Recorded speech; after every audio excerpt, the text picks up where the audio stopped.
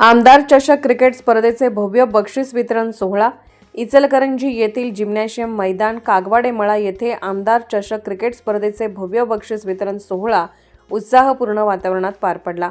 या सोहळ्याचे प्रमुख अतिथी म्हणून आमदार डॉक्टर राहुल आवाडे उपस्थित होते। त्यांनी उपस्थित मान्यवर, स्पर्धक, आयोजक आणि नागरिकांच्या उपस्थितीचे मनपूर्वक स्वागत करत सर्व विजेत्या संघाचे अभिनंदन केले।